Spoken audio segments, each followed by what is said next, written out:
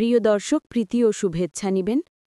প্রিয় দর্শক, মানুষ জন্মের প্রসঙ্গে শাস্ত্রে এক গভীর সত্য বলা হয়েছে, দুর্লভং মানুষং জন্ম।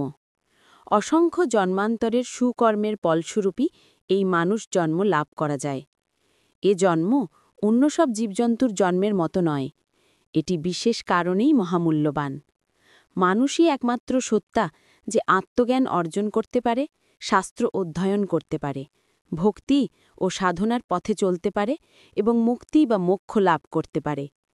তাই শাস্ত্রকাররা সর্বদা মানুষকে স্মরণ করিয়ে দেন যে এই জন্ম এক বিরল সুযোগ, যাকে অবহেলা করলে তার চরম পরিণতি ভোগ করতে হয়।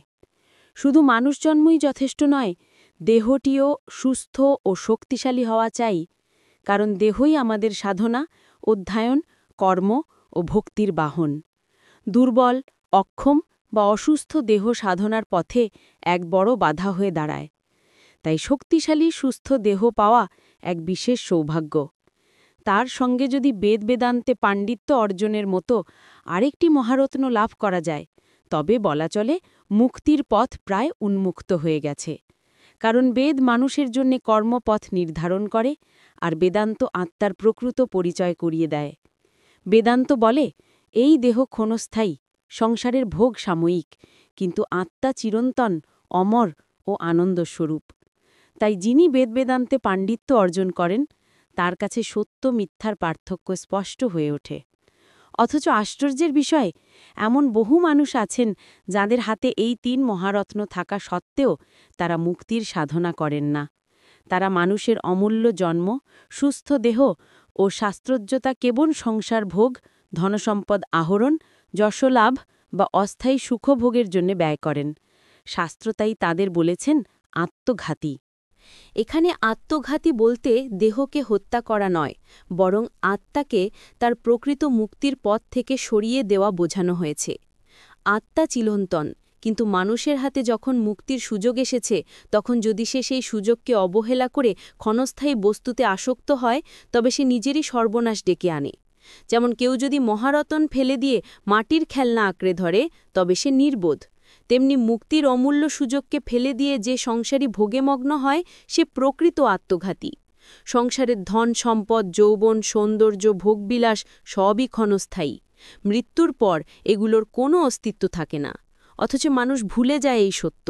সে ভাবে, এই ভোগেই আমার সুখ, এই ধনেই আমার নিরাপত্তা, এই যশেই আমার সার্থকতা। কিন্তু মৃত্যু মুহূর্তে সব কিছু ভেঙে পড়ে, আর আত্মা শূন্য হাতে চলে যায়। শুধু তাই নয়, ভোগের আসক্তি থেকে জন্ম নেয় পাপকর্ম, আর সেই পাপকর্ম মানুষকে নতুন জন্মমৃত্যুর বন্ধনে আবদ্ধ করে। ফলে তার অধোগতি ঘটে। শাস্ত্র তাই বলেছেন, যিনি মুক্তির সাধনা না করে সংসারের মিথ্যা ভোগে লিপ্ত হন, তিনি নিজেকে ধ্বংস করেন, তিনি অধোগতির পথে অগ্রসর হন। আসুন উদাহরণ দিয়ে বিষয়টি আরও স্পষ্ট করি। ধরুন, কেউ একটি বিশাল রাজপ্রাসাদ পেয়েছে, যেখানে সব রকম সুযোগ সুবিধা রয়েছে, অথচ সেই প্রাসাদ ছেড়ে গিয়ে একটি ভাঙাচোরা কুঁড়ে ঘরে বসবাস শুরু করল আর ভাবল এটাই তার সুখ। চারপাশের মানুষ নিশ্চয়ই তাকে পাগল ভাববে। মানুষ জন্ম, সুস্থ দেহ ও শাস্ত্রজ্ঞানের মতো রাজপ্রাসাদ পেয়ে যদি আমরা সংসারের তুচ্ছ ভোগের কুঁড়ে ঘরে মগ্ন হই, তবে আমরা ঠিক তেমনই নির্বোধ। শাস্ত্রকারদের কঠোর ভাষায় আমরা আত্মঘাতী। এবার আসি মুক্তির প্রসঙ্গে। মুক্তি মানে কেবল মৃত্যু নয়, বরং জন্ম মৃত্যুর অনন্ত চক্র থেকে মুক্ত হওয়া। মুক্তি মানে আত্মাকে তার চিরন্তন আনন্দ স্বরূপে প্রতিষ্ঠিত করা। মুক্তি মানে মায়ার বন্ধন থেকে মুক্ত হয়ে সত্যকে উপলব্ধি করা।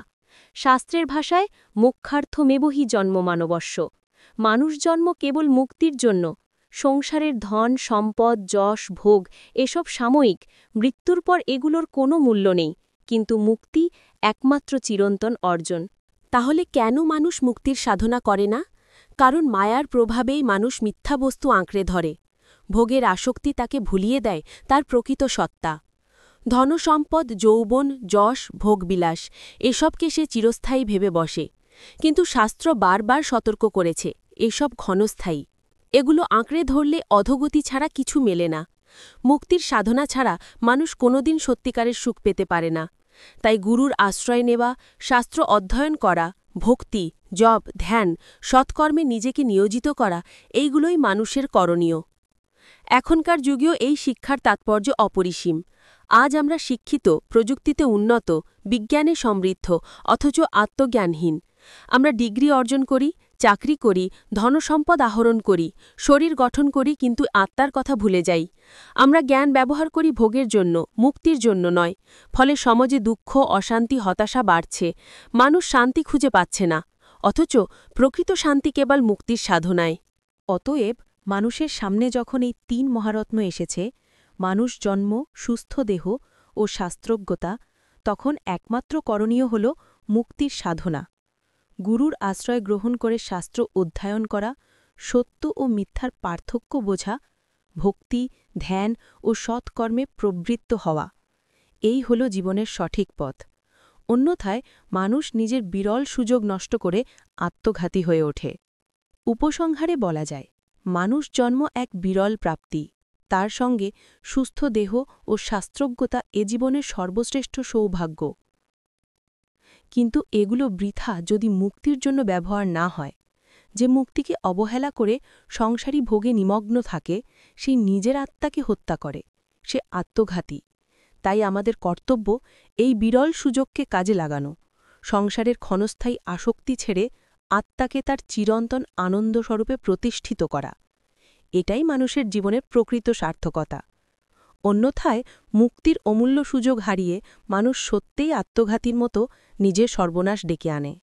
প্রিয় দর্শক, ভিডিওটি যদি ভালো লেগে থাকে তাহলে লাইক, কমেন্ট ও সাবস্ক্রাইব করে পাশে থাকুন। ওম হরি ওম তৎসৎ।